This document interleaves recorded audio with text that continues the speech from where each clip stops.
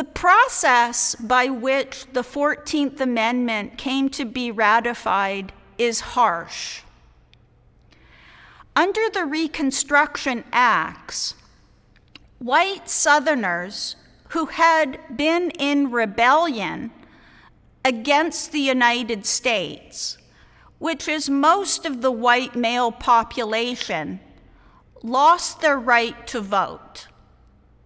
And the vote was given to any man who had not served in the Civil War.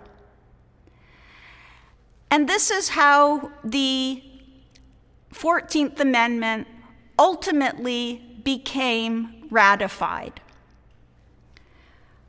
So we're going to look at certain provisions of the 14th Amendment, the most important of which is the first section of the 14th Amendment.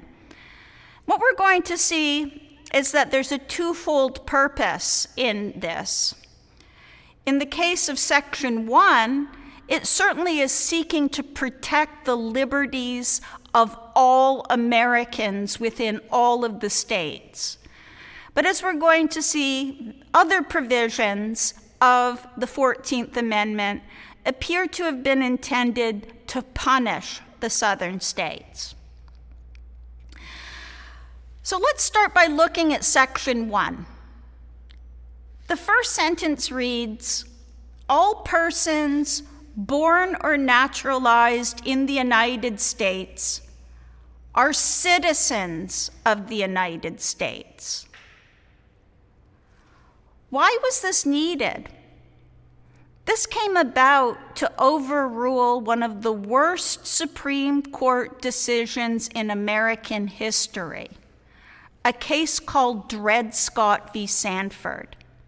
It was a case in which the Supreme Court had decided that Black Americans in bondage were never intended to be within the words, "all men are created equal" in the Declaration of Independence, that they could never become citizens, and their descendants, even if they became free, they could never become citizens of the United States.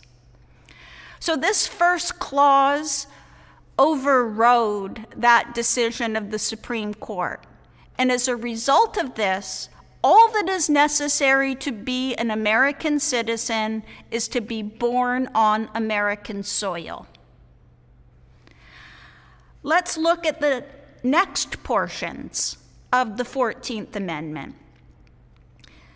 The next portion reads, "No state shall make or enforce any law which shall abridge the privileges or immunities of citizens of the United States."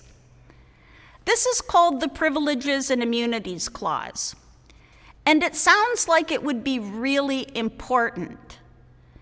And indeed, there is evidence that those who wrote it thought it was going to be very important. Minimally, they thought that the protections offered in the Civil Rights Act for economic and property rights would be read in there. Some may also have thought that this would be the means by which portions of the Bill of Rights could apply to the states.